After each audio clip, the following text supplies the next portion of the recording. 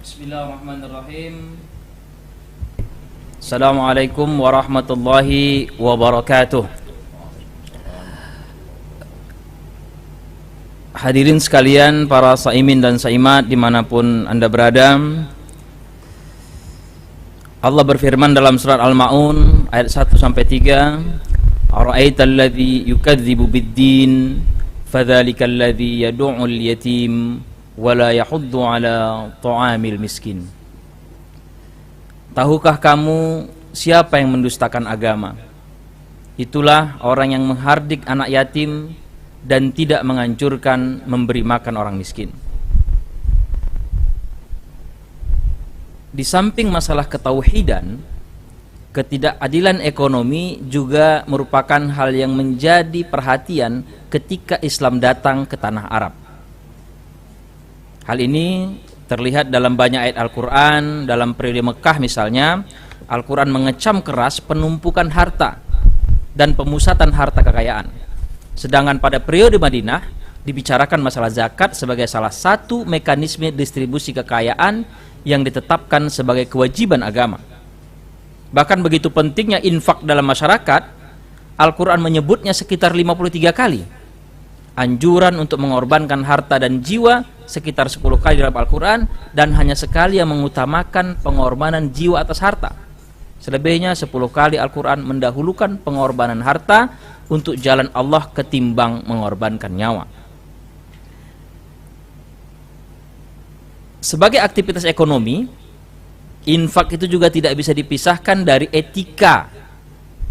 Oleh karena itu, Islam memberi petunjuk berupa rambu-rambu dan menunaikan infak, baik terkait dengan syarat-syarat pelaksanaannya, hal-hal yang dapat diinfakkan, manfaat infak, maupun terkait dengan tujuan ditunaikannya infak itu sendiri. Nah, dalam pemahaman masyarakat, istilah infak, zakat, sedekah, hibah, hadiah, serta wakaf kelihatannya saling berkaitan antara satu dengan yang lain. Bahkan kata-kata tersebut dipergunakan secara bergantian. Kata infak kadang-kadang dikategorikan wajib, kadang juga infak dikategorikan sunnah. Oleh sebab itu, hari ini kita mendiskusikan infak dalam konsep Islam. Nah, hadirin sekalian, terminologi infak itu tentunya adalah berbahasa dari bahasa Arab, dari nafaqah, dari nun, fa, qab, yang artinya terputusnya atau hilangnya sesuatu. Menurut Al-Ghalib Al-Isfahani, kata infak itu berarti sesuatu yang telah berlalu atau habis karena dijual, dirusak, atau meninggal. Selain itu, kata infak terkadang berkaitan dengan harta atau lainnya, dan terkadang dengan sesuatu yang dilakukan secara wajib atau sunnah. Yang pertama dalam kajian kita hari ini adalah, yang baru kita pahami adalah bahwa harta itu adalah pemberian Allah kepada manusia. Harta adalah pemberian Allah kepada manusia, dan itu diberikannya atau dilebihkannya antara yang satu dengan yang lain. Wallahu faddala ba'dukum ala ba'din fir rizki. Allah memang melebihkan yang satu dengan yang lain dalam hal rizki.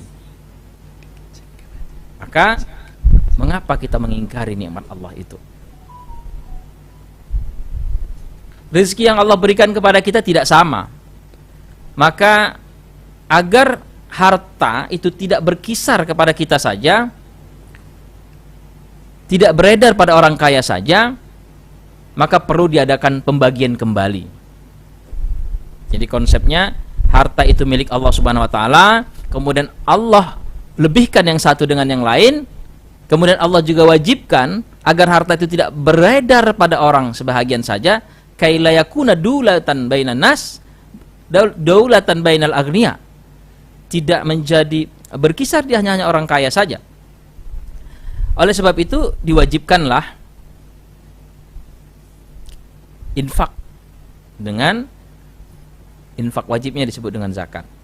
Nah, kemudian harta juga dalam pandangan Islam itu adalah wasilah kita, bukan tujuan akhir. Jadi harta itu dipandang membawa kebaikan apabila dia berada di tangan orang mukmin dan dinafkahkannya kepada jalan kebaikan. Sebagai tujuan akhirnya adalah penghambaan wa ma khalaqtul jinna wal insa illa liya'budun. Kita diciptakan itu hanya untuk beribadah kepada Allah Subhanahu wa taala. Ketika Allah ciptakan manusia ke dunia, inni ja'ilun fil ardi khalifah, kita menjadi khalifah dan tujuan kita adalah menyembah Allah Subhanahu wa taala. Jadi harta kita itu kita pergunakan untuk juga berbakti dan menyembah kepada Allah Subhanahu wa taala. Dalam surat Al-Baqarah dikatakan wa mimma razaqnahum yunfikun. Dari sebahagian rezeki yang kami berikan, nafkahilah. Nah, kemudian yang kedua, tadi poin yang pertama adalah harta itu milik Allah. Kemudian yang kedua, bagaimana etika berinfak dalam Al-Qur'an? Yang pertama, berinfak dengan tujuan mencari ridha Allah Subhanahu wa taala dan tidak ria.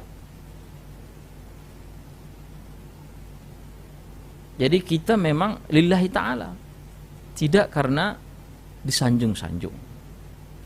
Makanya saya sering berpendapat bahwa jauh lebih baik memberikan zakat itu ke lembaga atau kalau apa ke masjid lah, tidak langsung kecuali kepada keluarga kita.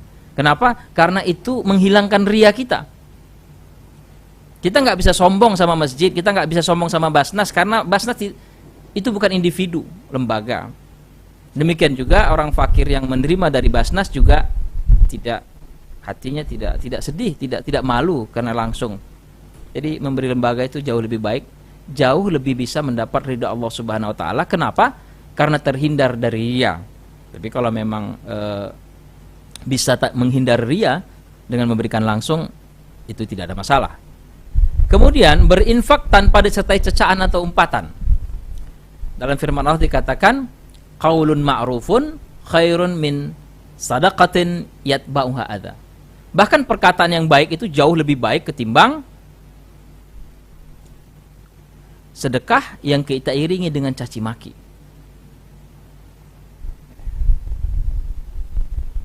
Ya ayyuhalladzina amanu la tubtilu shadaqatikum bil manni wal adza.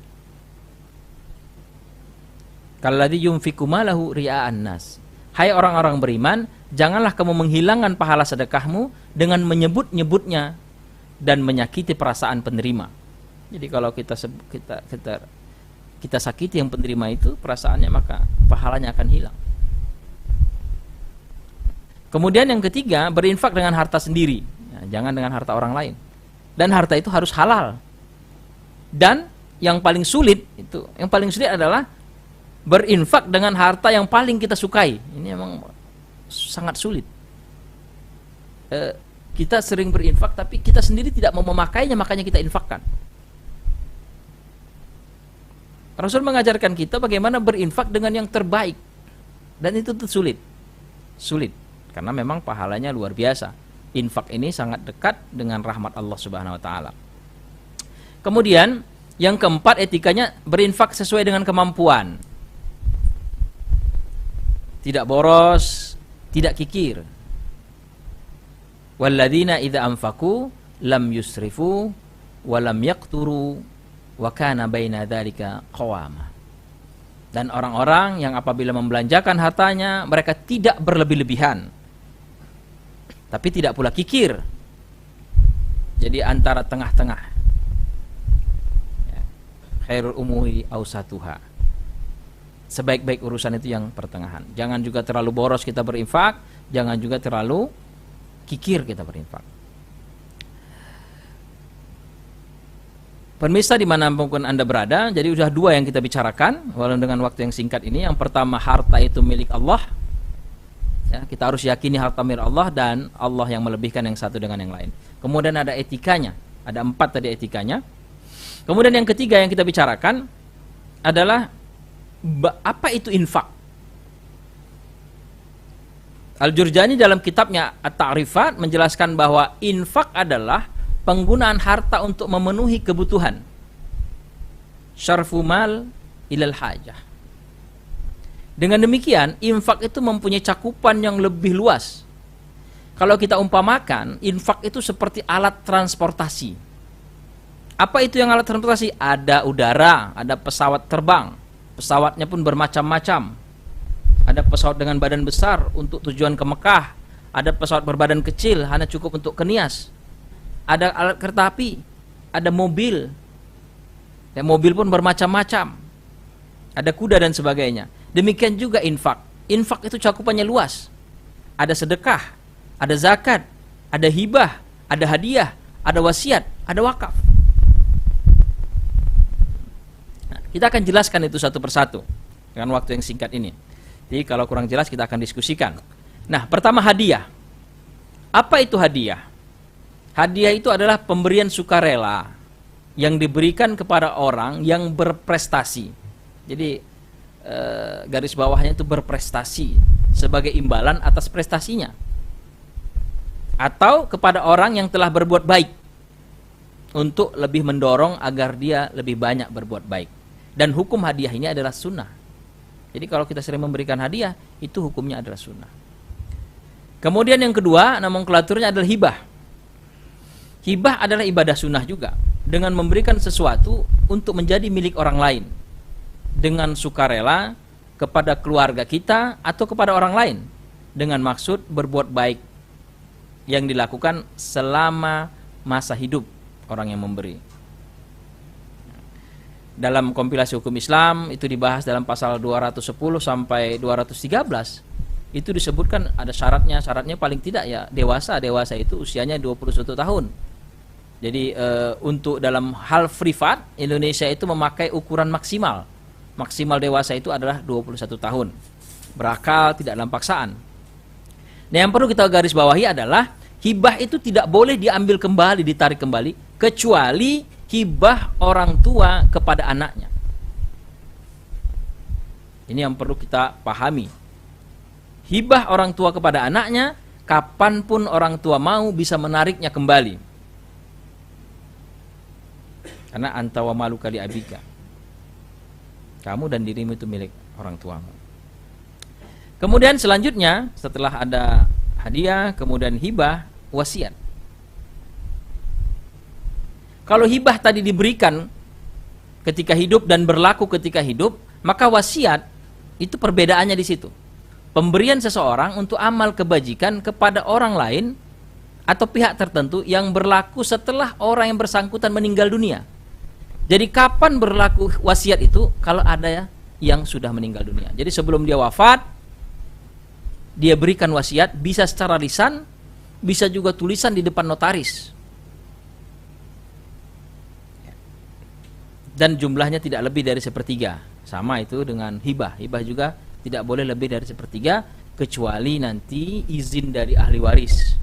Kalau ahli warisnya izin ya silahkan. Tuan Arsyad Thalib Lubis mengatakan wasiat ialah berbuat amal kebajikan dengan sesuatu hak yang akan diberikan sesudah mati. Jadi kalau cerita-cerita wasiat itu berarti ada peristiwa kematian baru wasiat itu turun. Ya. Kalau belum mati atau belum meninggal orang itu, maka wasiat itu belum bisa berlaku. Ya. Kemudian dalam wasiat ini yang juga perlu kita pahami bahwa ada istilah wasiat wajibah. Wasiat wajibah itu adalah diberikan kepada anak angkat atau kepada orang tua angkat yang jumlahnya juga tidak lebih dari sepertiga. Ya.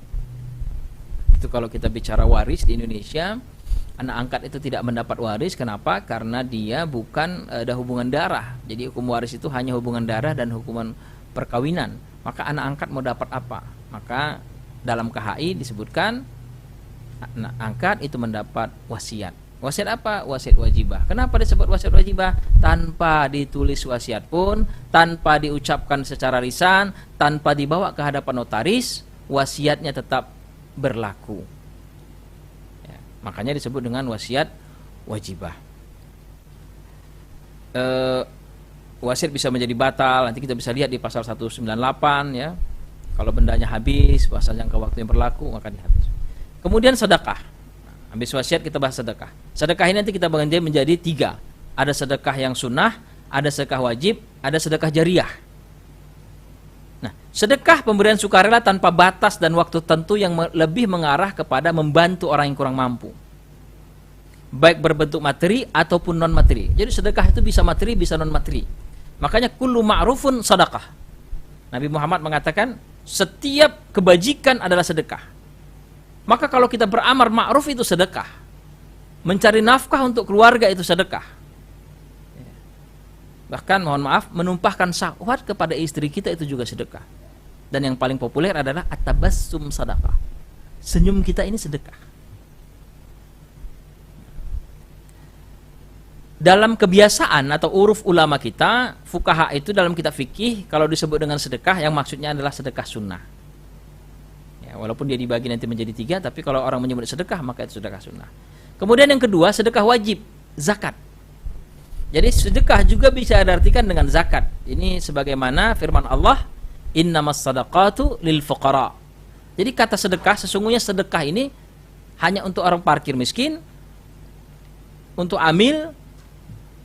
Kata-kata sedekah ini bermakna sedekah wajib. Ya, bermakna sedekah wajib. Ini juga yang menjadikan ketika nanti ada hadis populer ketika hari raya Idul Fitri, waman addaha ba'da shalah fahuwa zakatun maqbulah, faman addaha qabla shalah fahuwa zakatun maqbulah, faman addaha ba'da shalah fahuwa sadaqatun minas sadaqat. Ini menjadi pertentangan, tetapi para ulama kita termasuk ketua umum mengatakan sedekah di sini tetap wajib. Bukan dia menjadi sunnah. Bukan menjadi sedekah biasa, itu tetap wajib. Cuman hukumnya menjadi makruh. Yang tadinya hukumnya menjadi wajib, ya, ini menjadi makruh. Tapi hutang tetaplah hutang. Nah, zakat itu ada 2, ya, zakat fitrah dan zakat mal. Zakat fitrah kemarin sudah kita sampaikan dalam rekaman ketika bolehnya zakat fitrah dengan kadar, dengan kimah yang jumlahnya 2,7 kg beras dan boleh dibayarkan dengan kimah atau uang senilai 2,7. Itu batas minimal. Jadi Bapak Ibu peserta muzakarah, saiman-saimat, gak usah dipertentangkan. Bagi ada yang mau memakai 2,7 tapi pakai uang dengan 3,8 tentu lebih baik. Karena MUI menentukan batas minimal sahnya. Bahkan kalau ada yang mau zakatnya itu 5 kg, ya boleh-boleh saja. Tetapi batasnya itu 2,7 dan boleh dengan uang. Jadi jangan dipertentangkan, jangan diributkan. Majelis sudah memberikan panduan batas minimalnya. Kemudian zakat harta, itu juga ada batas-batasannya.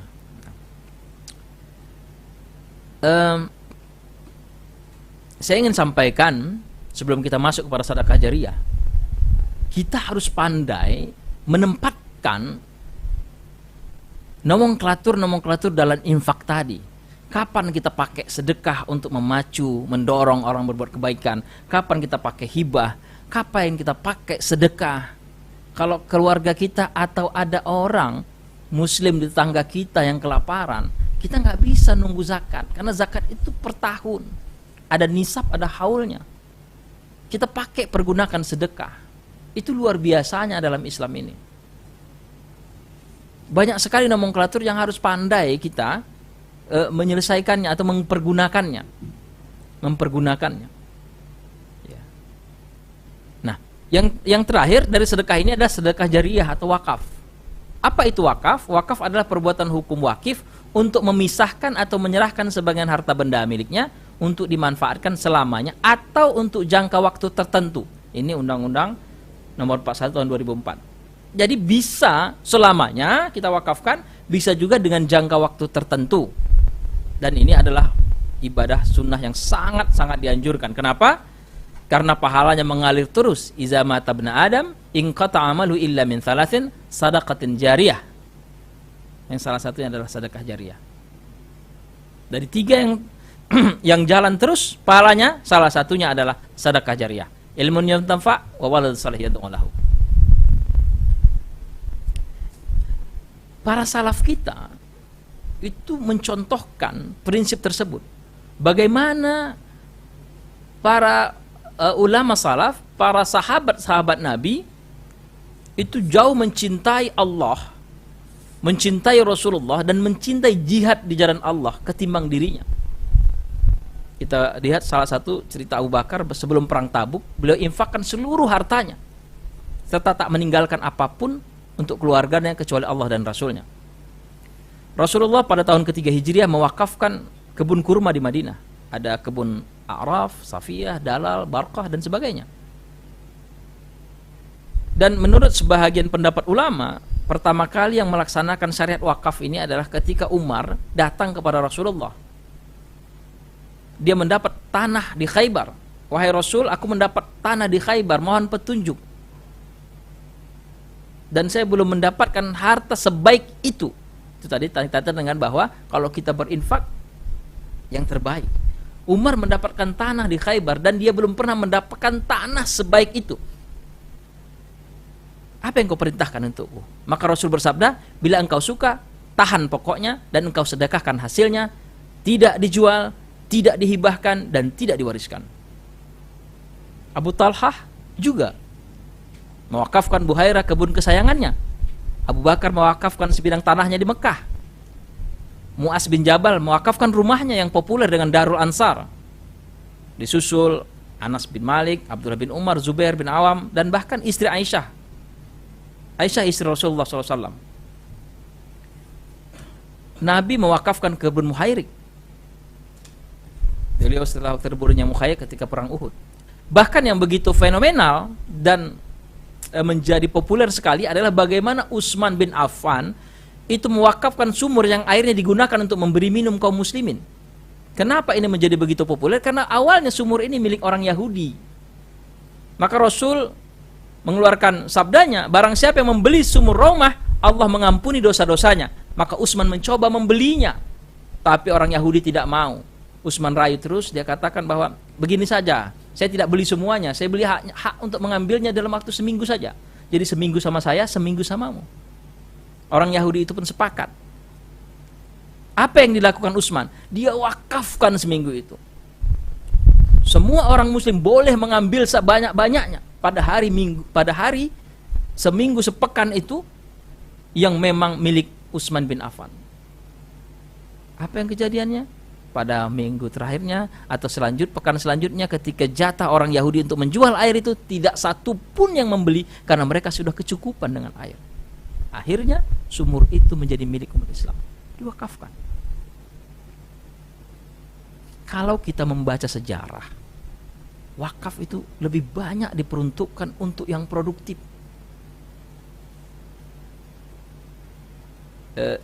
Kita tidak mengatakan bahwa wakaf masjid tidak baik, tentu baik. Di mana kita mau sholat kita ada wakaf masjid. Kita tidak mengatakan bahwa wakaf kuburan tidak baik. Di mana kita mau dikuburkan kalau tidak ada kuburan. Tetapi Islam itu sudah mencontohkan dari generasi salaf dulu bahwa wakaf itu banyak dipergunakan untuk produktif. Di saat perekonomian saat ini, maka jalan satu-satunya yang dicontohkan Rasulullah dan para sahabat adalah dengan konsep wakaf produktif. Dalam hal ini, Majelis Ulama Indonesia Provinsi Sumatera Utara telah melakukan langkah kecil dengan mencontoh paradigma yang diterapkan oleh Rasulullah dan para sahabat. Majelis Ulama mendirikan usaha yang berbasis wakaf produktif melalui uang. Tentu mimpi kita ke depan bersama adalah setelah kita membangun minimarket, kemudian kita punya kantin lagi kedai wakaf. Mudah-mudahan 2 tahun lagi kita punya SPBU, MUI Majelis Ulama punya SPBU yang punya umat 2-3, kemudian uangnya kita kumpulkan, kita bisa bikin perusahaan atau mall. Saya teringat ketika perjalanan sekitar 5 tahun lalu ke Sarawak. Sarawak itu punya mall yang berbasis wakaf 7 tingkat. Kapan Sumatera Utara bisa punya mall yang punya umat Islam basisnya wakaf?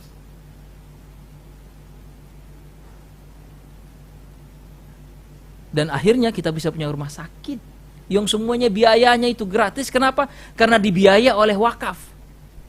Wakaf yang membiayai, kita saling membantu. Dan ini akan dimudahkan Allah Subhanahu wa taala.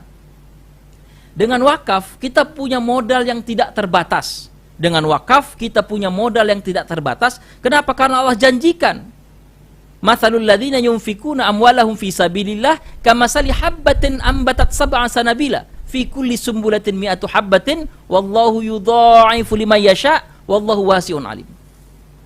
Kita harus yakin dari 1 tumbuh 700. Dan yang lebih menarik adalah Wallahu yudha'ifu liman yasha. Allah lebihkan itu sesuka hatinya.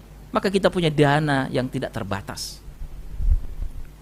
Oleh sebab itu, Majelis Ulama menghimbau dimanapun kita berada, marilah kita menyisihkan sebagian rezeki kita untuk wakaf yang berbasis produktif.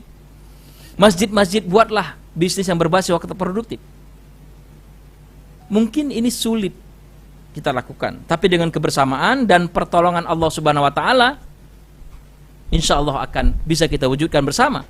Bukankah Allah telah berfirman dalam surat Muhammad, ya ayyuhalladzina amanu in tansurullah yansurkum wa yusabbit aqdamakum. Hai orang-orang yang beriman, jika kalian menolong agama Allah, niscaya Dia akan menolong kalian dan meneguhkan kedudukan kalian. Mudah-mudahan bermanfaat. Adapun beberapa fatwa yang MUI terkait dengan wakaf, bahwa salah satunya adalah wakaf uang, jadi sekarang boleh dengan wakaf dengan uang. Kemudian fatwa MUI Provinsi Sumatera Utara tahun 2016 bahwa hibah, bantuan, infak, sedekah, apapun namanya, ketika dipergunakan untuk kepentingan umum, misalnya kita bangun masjid maupun ditulis di masjid itu menerima infak, sedekah, wakaf, maka semuanya akan menjadi wakaf. Jadi apapun nomenklaturnya, ketika dimasukkan ke masjid, dimasukkan ke kuburan, dibangunkan ke sebuah minimarket atau supermarket, jadikan SPBU, jadikan rumah sakit, maka itu menjadi statusnya menjadi wakaf. Saya pikir itu saja yang saya sampaikan. Assalamualaikum warahmatullahi wabarakatuh.